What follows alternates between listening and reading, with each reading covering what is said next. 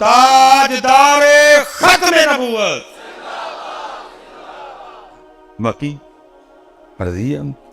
یہ آخری جی بات، یہ لاہور میں ایک بزرگ ہوئے ہیں پیر سید نادر حسین شاہ گیلانی رحمت، بڑی کمال شخصیت تھی. مرضی ہے مالکوں کی، جس کو چاہیں جتنا مرضی پاپولر کر دیں، جس کو چاہے چھپا کے رکھے. کوئی بس رنگ ہے مالک. حضرت نے ایک بڑی خوبصورت کتاب لکھی، مجھے صاحبزادہ صاحب نے عطا فرمائی، لیکن وہ کہیں آگے پیچھے ہو گئے. حضرت نے اس میں لکھا ہے، وہ کہتے ہیں کہ ساڈے محلے دا بابا سی جڑا وہ لوگوں کی حجامت وغیرہ بنایا کر.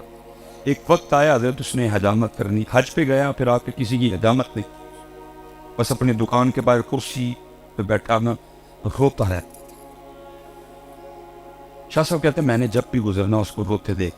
ایک دن میں کھڑا ہو، میں نے کہا بابا جب سے تو حج سے آیا ہے بال کاٹنے میں لوگوں میں چھوڑ، روتے ہی رہتے، یہ کیا ہے؟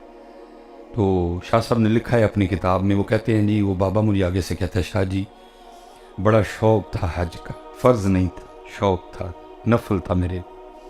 کچھ میں نے پیسے جمع کیے، کچھ محبت کرنے والوں نے مدد کی، اور پھر چل مدینہ. اور کہتے ہیں حج کی شہادت عظمان سے سرفراز، اب مدینہ پاک حاضری تھی. کہتے ہیں جب میں سنہری جالیوں کے سامنے وہ ہے حاضر ہوا نا اور درود و سلام کا نذرانہ پیش کر رہا تھا، اور بے خودی سی طاری ہوئی. کیونکہ حضرت ہم اس بے خودی کی کیفیت سے اس لیے محروم رہ جاتے ہیں کیونکہ ہم تو جیسے اندر داخل ہوتے ہیں ہم یہ موبائل چاچا نکال لیتے ہیں، اس لیے ہم پھر اس بے خودی کی کیفیت سے، کیونکہ ہماری ساری کی ساری توجہ اس کی طرف ہوتی. اس دن حضرت ایک دوست نے نا وہ ریاض الجنہ شریف میں بیٹھ کے اپنی تصویر اپلوڈ، میرا دل سڑ بل گیا حضرت. میں نے کہا یہ کیسا بندہ ہے، ریاض الجنہ میں بیٹھ کے بھی اس کی توجہ ان کے بجائے موبائل کی طرف تھی.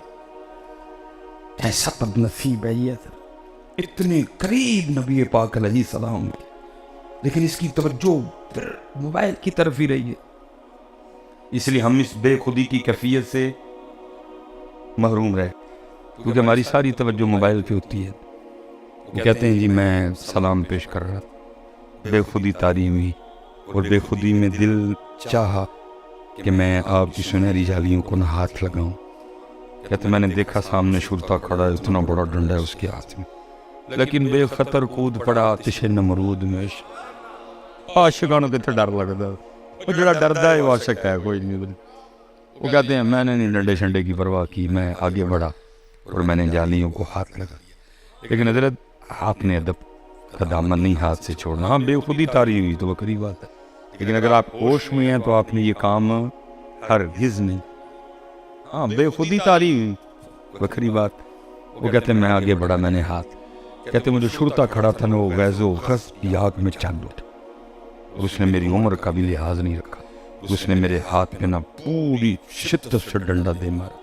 ادھر تو جی جوان کو بھی ڈنڈا لگے تو اس کی بھی جان نکل جاتی ہے کیونکہ جگہ اس طرح کی ہے. وہ تو تھے ہی بابا جی. وہ کہتے ہیں جب ڈنڈا لگا نا اس کی ضرب اتنی شدید تھی کہ میں اس کی شدت کو برداشت نہیں کر سکا. دل گھبرایا، سر چکرایا، میں زمین پہ.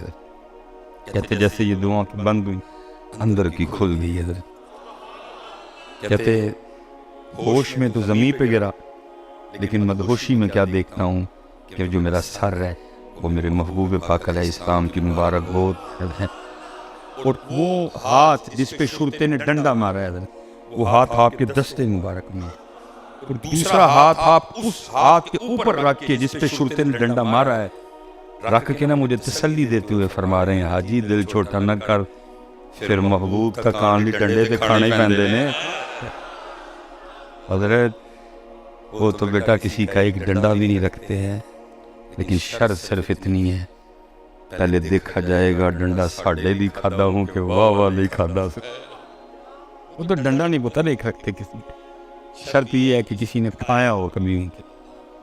جس سے میرے پتر، میں جتنے نوجوان بیٹھے ہیں پتر کم کری ان خدا دا واسطہ جے تڑے سامنے تڑا پاکستان تباہ ہوندا کنی دیر بہ کے تماشا دیکھنا جی.